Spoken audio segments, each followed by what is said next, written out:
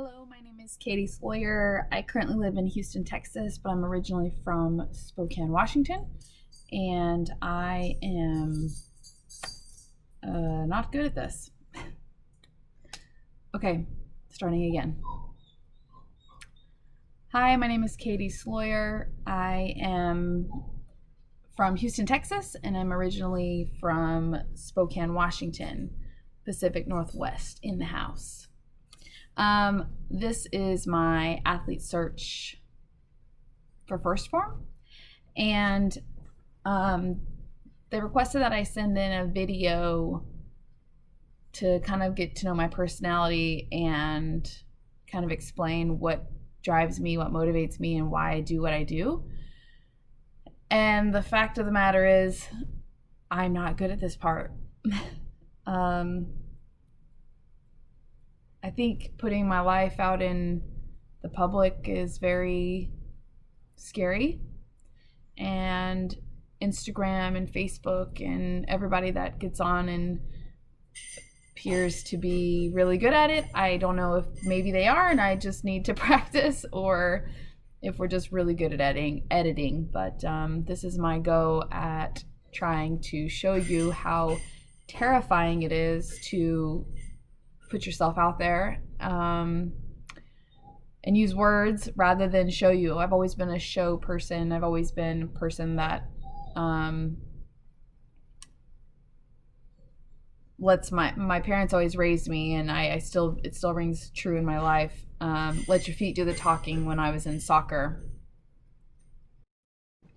So I have always been one that's going to do more with actions than with words, and I feel like that's the way I've always portrayed my brand, as it were, because a lot of people can say what they're going to do, but they never very rarely follow through. And I've always been one to be more about action than I am about words. So maybe that's why this is so hard. I also think that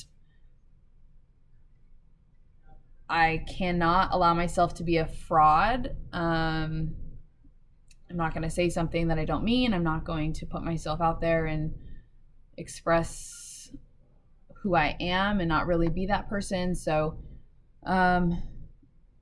it's really scary. It also allows for critics, right? The biggest thing people talk about are the bullying and the unwanted comments and the fear of what people might say. But if we all lived by that, then we wouldn't be able to make a difference. And ultimately, that's why I have been documenting my journey. That's why I have been open on social media with posts about what I'm going through. I am always open to talk to anybody, random people on Instagram or on Facebook, or reconnect with people whom I haven't spoken to in a long time, because I just forget how much of an impact I can make on someone's life just by sharing vulnerably and being out there, which is really why I'm doing this. Being the face of Phorm would be an honor. A brand that's just a brand that believes in what I believe in. Me, first of all, believes in me, thinks that I would be the person that others would look up to and want to follow in the footsteps and aspire to pursue their dreams. I gave up my career in corporate America about 2 years ago to pursue a career in CrossFit. Now, little did I know that it would be way more about my life and development and growth and leadership than I ever thought it would be. I just thought I would be training and doing CrossFit and calling it a day, but honestly, I've been able to grow myself as a leader, grow myself in avenues I never thought I would or could. It's really easy for me to just get into the gym and train. That's the easy part for me. Following a structured plan, making rules for myself on nutrition and all that. That's really simple for me. Coming from a collegiate sport, I'm really regimented and always have been one to follow through with whatever I say I'm going to do. Now, the hard part on pursuing this career in CrossFit has been putting myself out there and pushing my edges. My coach and I, when we started this journey, we decided we were going to hold the standard. And so for me, that's been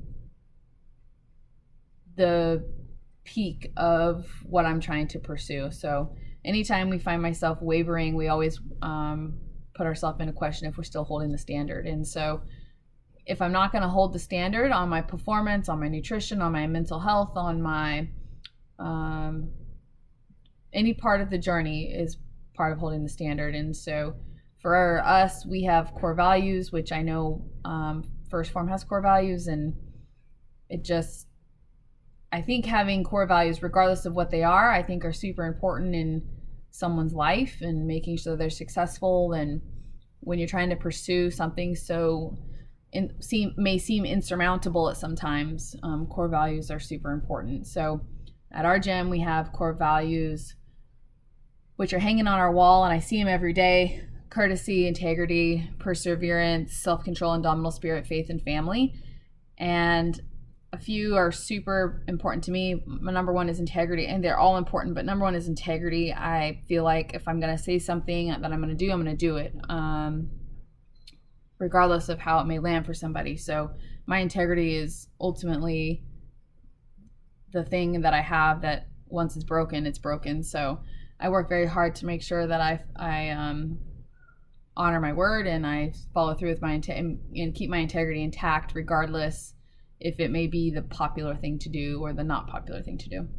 The other one that I wear on my sleeve is perseverance. Even though I was a collegiate athlete, I have never been the naturally gifted athlete. I've always been the athlete that had to stay longer after practice, go to extra training sessions, go to private sessions with other coaches. I've always had to educate myself in the sport. I played collegiate soccer, and so I was always the most educated on who the players were on the national team and what the top of the line shoe was, and I mean everything. It was just everything. The mindset. I'd seek out sports psychologists. I mean, I had to do everything to make sure that I could hang with the ones who were naturally gifted. And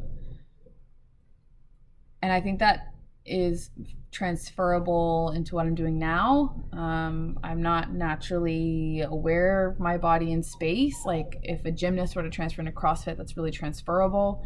I'm not. So for me, perseverance means lots of failures, and it's okay.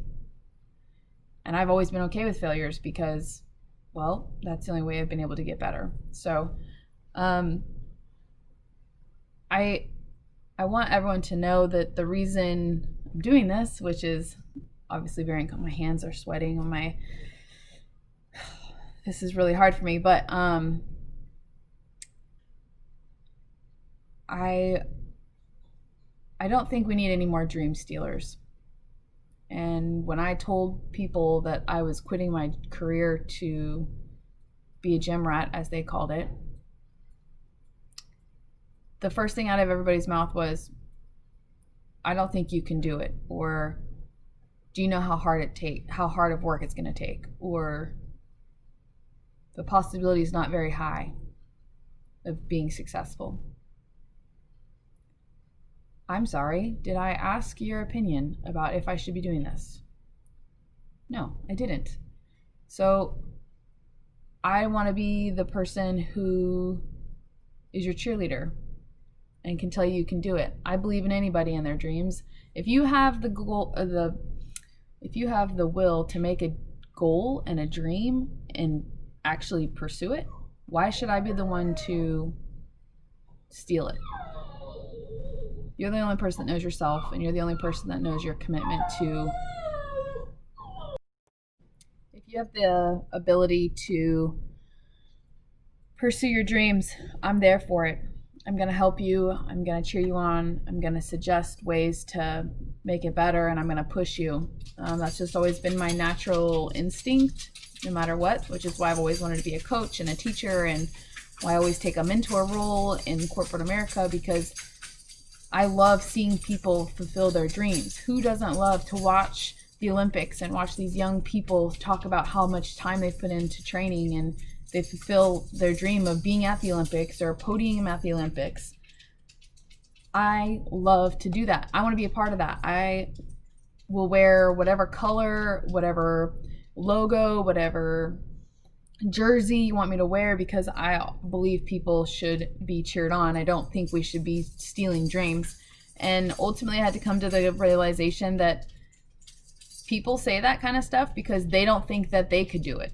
And so they are stealing your dreams because they don't want to be the person that can't fulfill it. So to me, it would be the greatest honor to be the first Phorm athlete. Because I think I have some valuable information to share with people, and I just really want to cheer people on and see them fulfill their goals, whether that be the first time they squat or whether that be getting mom or dad off the couch and healthy. I mean, that's ultimately what I've done. My parents are 60 and 64, and they were obese and unhealthy and sick and dying, and encouraging them to get off the couch is ultimately what we did, and now they do CrossFit 5 days a week. So that's what drives me. Ultimately, that's what drives me. I want to cheer you on. I want to be your cheerleader. So let me help you.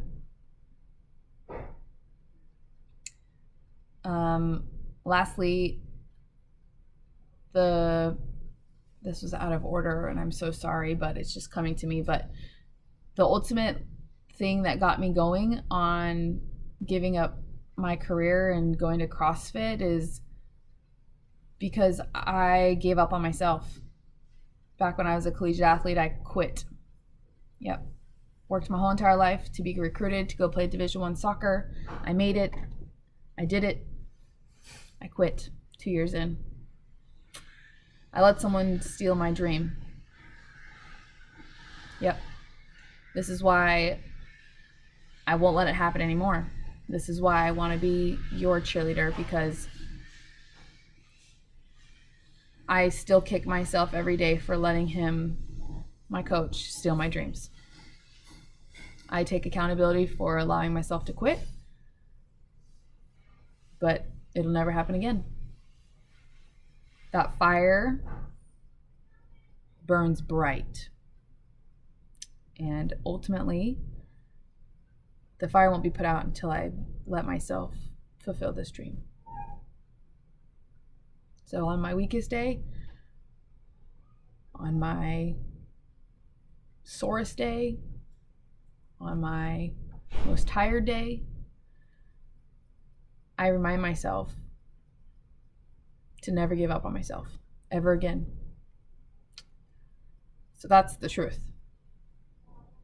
That's the truth. That's where it comes from. That's where me wanting to be your cheerleader and not steal your dreams, because so many people steal dreams every day, and I'll never let it happen again to anybody if I have control over it. Well, there you have it. There's my down and dirty, the naked version of me. Yikes. Scary, but I know it'll be worth it. Thanks for listening, and I hope I have the greatest honor of representing First Phorm. Bye.